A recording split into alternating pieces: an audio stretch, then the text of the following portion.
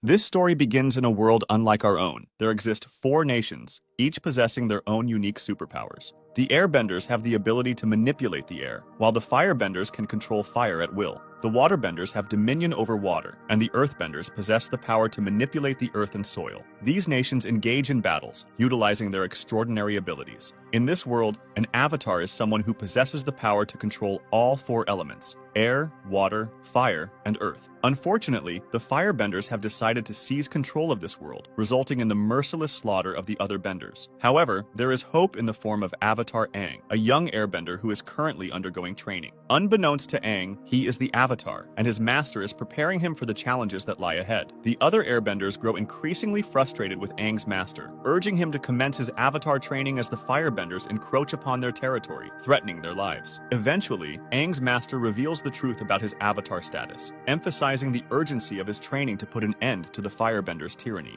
Aang, who is only 12 years old, struggles to comprehend the gravity of the situation and expresses his fear, confessing that he does not wish to be the Avatar. Overwhelmed by these revelations, Aang seeks solace in his pet and takes flight towards the city, unaware of the fire raging behind him. In a devastating turn of events, the firebenders swiftly destroy the entire airbender temple, claiming the lives of Aang's master and fellow airbenders. Aang, accompanied only by his pet, finds himself caught in a stormy sea on the brink of drowning. Just as all hope seems lost, we witness a remarkable sight. Aang's avatar powers awaken. Following this pivotal moment, 100 years pass in the story, and suddenly, a blinding light emerges from a snowy mountain, causing it to erupt like a colossal explosion. This mountain was the domain of the waterbenders, where a waterbender named Katara was training with her brother. Upon witnessing the incident, both of them were frightened and decided to take Aang to their temple. Aang's departure was spotted by Prince Zuko of the Firebenders, who was on a mission to locate the Avatar in the world. When Aang regains consciousness at the Waterbenders' temple, he recounts everything that happened, including being caught in a storm before ending up there. An elderly waterbender questions how this could be possible, mentioning that the attack Aang described occurred a century ago, wiping out all the airbenders. She explains that only Katara remains a true waterbender in their tribe. After conversing with Aang, the old lady discovers that he is the Avatar and the last waterbender in the world. Aang also reunites with his pet during his stay at the temple, where he becomes friends with Katara and helps her to control her bending abilities.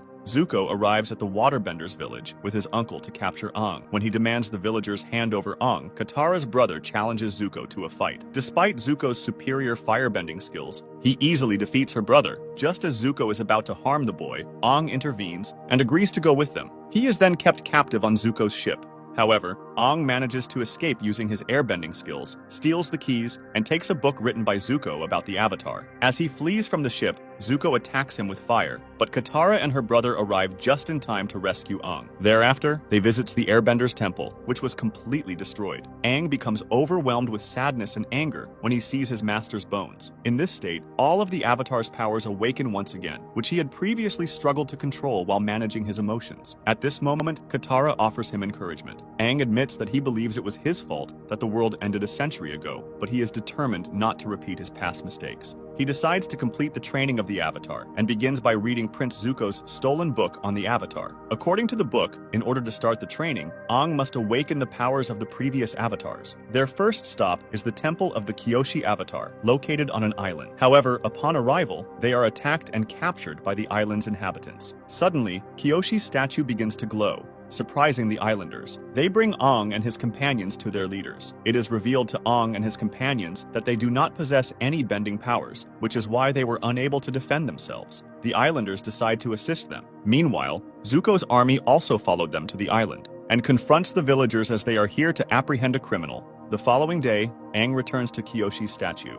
This time, when the light shines on him from the statue, he is transported to another world and meets the Kyoshi Avatar. She explains that the world has reached its current state due to Aang's failure to train as the first Avatar. She warns him that if he doesn't train now, the Waterbenders' territory will be destroyed. Kyoshi demonstrates this by showing Aang a vision. She advises him to train alone, leaving behind his attachments, as their vulnerability is the Avatar's weakness. Kyoshi then uses her Avatar powers to possess Aang's body and returns to the human world. However, to assist the people in need, she discovered that her own people were in trouble due to the Firebenders' attack. Kyoshi quickly used her bending powers to drive away all the Firebender soldiers. This frightened everyone, causing them to flee. Afterward, Kyoshi leaves from Aang's body. The villagers express their gratitude to Aang for witnessing his bravery against their enemies. Following Kyoshi's advice, Aang and his companions headed towards the waterbenders' territory as Kyoshi warned him about the impending destruction. In another scene, after Kyoshi's defeat, Zuko encountered his own army, who were apologizing for not supporting him, that if they had known about the Avatar's meeting, they would have supported him. Zuko tells him not to reveal anything about the Avatar to anyone, but the commander tells Zuko that he told to his father. The Firebenders' king had already heard the news and acknowledged Zuko's capabilities. Surprisingly, Zuko's sister was not pleased upon hearing this, as she desired to become the queen of the Firebenders after their father. She believed that surpassing Zuko's abilities was one way to achieve her goal. While flying towards the waterbenders area, Aang noticed another airbender-like individual soaring through the sky. Aang immediately pursued him and arrived in a city inhabited by earthbenders. There they meet a merchant named Jet and ask for his help to enter the fortress. Since the soldiers prohibit outsiders from passing through, Aang felt a bit disheartened when he discovered that the flying child he had seen was not an airbender, but the son of a scientist who had invented a device to enable flight. They also encountered the scientist, who informed them that the firebenders frequently attack their city and that he had created numerous inventions and weapons to protect them. The scientist's son asked Aang, as an airbender, for his assistance. Meanwhile, the Firebenders were aware that a flying boy had been spotted in the Earthbenders' territory. Prince Zuko from the Firebenders decides to visit the city of the Earthbenders along with his uncle. In the city, Katara sees the scientist spying for the Firebenders and discovers that he is a traitor. She then meets Jet again, who was also watching them, and they both follow the Firebender through the forest and get caught by them. Jet then calls on his friends. A group of orphans joins them and manages to defeat the Firebenders. Meanwhile, her brother Sokka and the scientist Sai succeed in making the design of an air balloon. On the other side, Aang and the boy find out that the Firebenders do not attack with their own fire, but they use a chemical for it during the explosions in the city, and someone is also helping them in the city. Aang then informs his friends that it is all caused by Jet, but Katara defends Jet as a good person, and she goes in search of proof to prove Sai is the traitor. However, to her surprise, Jet reveals his plan to kill Sai and the king by changing their boxes with explosive jelly. Katara is shocked to hear that the boy she trusted could be so bad, and she realizes that Aang was right. She then goes with Aang to save the king. As they head to the palace, they encounter Zuko attacking Aang with fire, causing chaos in the city. The Earthbenders' soldiers try to capture Zuko, but his uncle distracts them with his firebending skills. As a result, his uncle and Aang both get caught by the soldiers. Meanwhile, the Firebender's companion tries to kill the king by shooting a fire arrow at the box with explosives. Katara uses her waterbending skills to extinguish the arrow and save the prince. Thereafter, Sokka asks the scientist why you are doing something against the king, to which he replies, "I am compelled to do this. The Firebenders have threatened to kill my son." Katara tells Sokka that Aang is now in prison, and we have to go to the palace to save him. The scientist tells them about the secret path to the palace, which leads to the jail. The scene then shifts to a flashback 100 years ago, showing a young Aang with his Earthbender friend. Aang's childhood friend, the king of the Earthbenders, was 100 years old. Despite his age, Aang immediately recognized him. Meanwhile, Katara and her brother were on their way to rescue Aang from jail through a secret path. They encountered a secret tunnel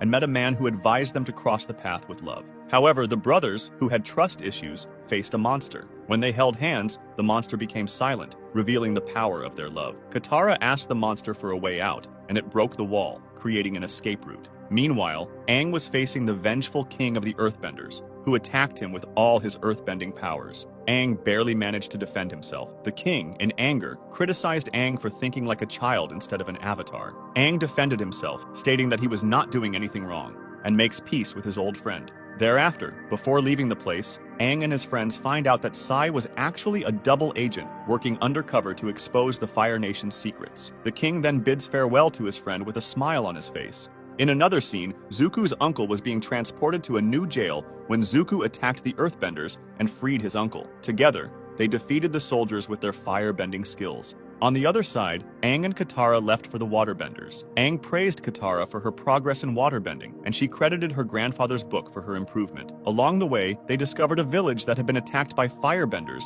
As they descended and investigated the surroundings, they discovered a small village. A villager then informs Aang about the presence of monsters who have a history of making people disappear. And then the firebenders attacked here and destroyed our area. Aang also sensed the energy of another realm. The scene then shifts to Zuko's sister in the city of Firebenders. The girl tells her father to find the Avatar with the assistance of the army general. Her father declared that whoever finds the Avatar will become the king, whether it's you or Zuko. However, it was noted that Zuko was progressing rapidly. The girl became furious. Meanwhile, it was revealed that Aang was sensing the energy of another dimension in a destroyed village. Aang transported his soul and his friend's souls to that dimension, where they encountered a strange monster that tries to kill them all and was screaming loudly. In another part of the world, Katara's brother encountered a fox who informed him that the monster causing distress was in pain, and by relieving its suffering, all their problems would be resolved. Meanwhile, Katara desired to meet her mother, but was soon interrupted by an attack from the Fire Nation in order to protect her. Katara's mother hid her in a safe place, only to be burned alive by the firebenders in front of her eyes. These were the haunting memories of her childhood. Suddenly, a new monster appeared and captured her. Katara's brother also experienced some troubling thoughts, while her uncle expressed doubts about his abilities.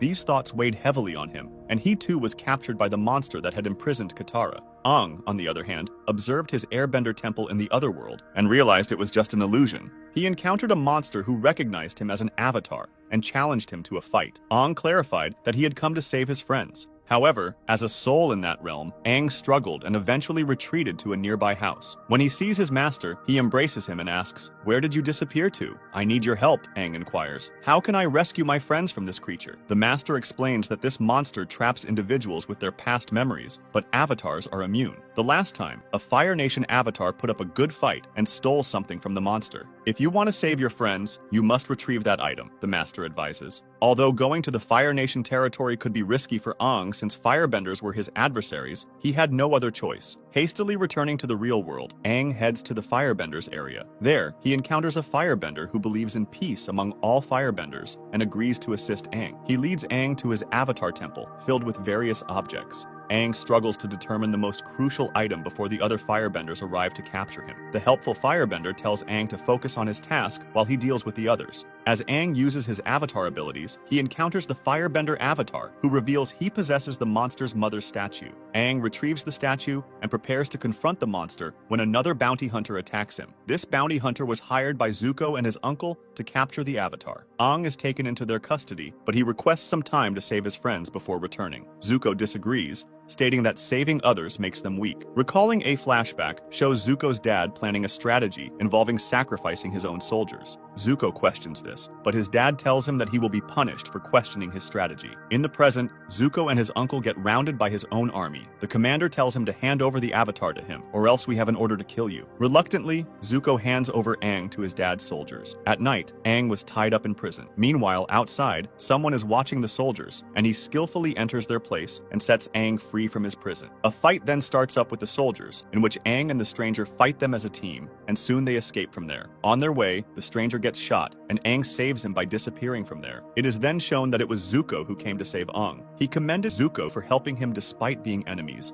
and praised the amazing book written about his avatar. However, Zuko insisted that he was still Aang's enemy and intended to capture him. Zuko attacked Aang, and they engaged in a fierce battle. Aang eventually defeated Zuko and noticed the deep wounds on his face and heart. To understand the story behind this, we were taken back to the past, where Zuko fought with his father. Although Zuko defeated his father, he couldn't bring himself to kill him. His father criticized him for prioritizing the desire to save others over his own strength, and he punishes him by burning his eye.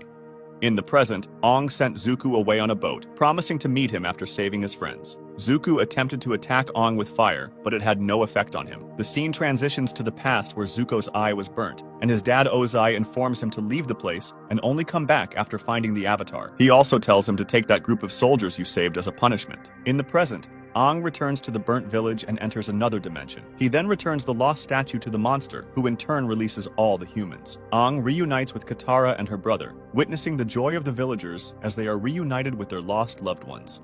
Finally, they reached the waterbenders, who were happy to see the avatar as they knew the firebenders were planning to attack. Meanwhile, in the Fire Nation, Azula showcased her firebending skills, but her father criticized her for being too slow. Azula became angry and told her friends that he knew everything and that he didn't want me to be the queen. He wanted his son to be the king. But I am more capable, and I will prove it in front of the waterbenders. Meanwhile, when the Water Nation's king has a conversation with Aang about the war's strategy, Aang tells them the truth that he hasn't mastered any of the bending yet, and still needs his friend's assistance. This disappoints the king and the army commander, and Aang gets very sad. Meanwhile, Katara learns that women here don't participate in war and only use their waterbending skills to heal people. Katara thinks this is wrong and leaves from there. Aang then meets the waterbender Avatar and asks for help activating his powers, but he tells him that he cannot help him and warns him to leave his friends and to focus on training. Sokka then meets a girl with white hair and thinks that he has met her before, and remembers in the form of a fox from the spirit world who asked him to help the monster. She explains that she was once gravely ill and sought help,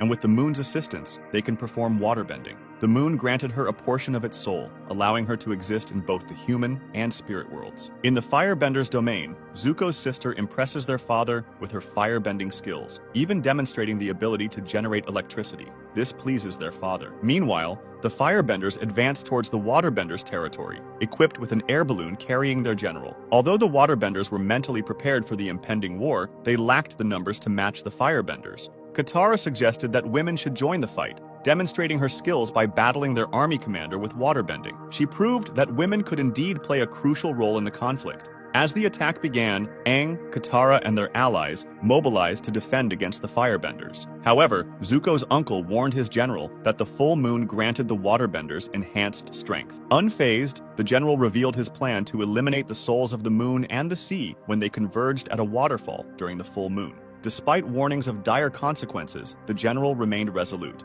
While the general set out to find the soul of the moon, Zuko pursued Aang, engaging in a fierce battle with Katara. Using her waterbending prowess, Katara managed to subdue Zuko. Meanwhile, the general succeeded in killing the soul of the moon, causing it to turn red. Subsequently, he used a magical dagger to eliminate the waterbenders, leading to the moon turning black and the waterbenders losing their power. With the waterbenders weakened, the firebenders launched a devastating assault on their territory. The temple of the waterbenders can also be destroyed, just like in the scene Kyoshi showed Aang in his vision. Aang's initial instinct was to save the people there, but then he recalls Kyoshi's advice. Kyoshi told him to stop worrying about others and focus on himself to harness his own powers. With this in mind, Aang heads towards the middle of the sea and offers his soul to it. The combination of the Avatar's soul and the sea creates a massive monster. This monster proceeds to destroy all the firebender ships. Zuko witnesses this and steps forward to confront Aang. The firebender general, upon seeing Zuko alive, becomes furious because he believed Zuko to be dead. Both Zuko and the general cease fighting the Avatar and turn their attention towards each other. Zuko defeats the general, who then asks Zuko if he believes his father will make him a king by capturing the Avatar. Zuko realizes that his father is only using him and manipulating his sister to become more powerful. His father's true intention is to make her the real queen. The defeated general reveals that he is Zuko's enemy because it is his father's command. After this intense scene, Princess Yue converses with Sokka and explains that the moon once granted her a part of his soul, which brought her back to life. Now the moon needs her help. As soon as she says this, she sacrifices her soul to the sea and the moon, causing the moon to revive and illuminate the sky once again. Despite everything being resolved, Aang remains in his monstrous state, still consumed by anger over the destruction caused by the waterbenders. Katara tries to console him, saying, "Aang, you're amazing. You're part of our family. Don't lose yourself. The people here need you." Hearing these words, Aang's anger subsides, and he emerges from the water as a powerful avatar. However, he still feels guilty for the devastation around him. His companions reassure him that he is not to blame, as it was the firebenders who caused the destruction. Aang decides to let go of the past and focus on his journey ahead. The scene shifts to Zuko and his uncle, who were still unsure of what to do after being deceived by his own father and sister. Meanwhile, Zuko's father receives news that despite causing destruction among the waterbenders, they have lost to them. Unfazed, he explains to his people that it was all part of their plan, and they never intended to harm the waterbenders. Their true goal was to provoke the avatars into action. Secretly, they had already taken control of the earthbenders' territory through their daughter. Zuko's sister is thrilled about capturing the earthbenders' territory. In the end, Ozai reveals that a fireball will soon pass over the earth, enhancing their powers even further. And with that, this season of the story comes to a close.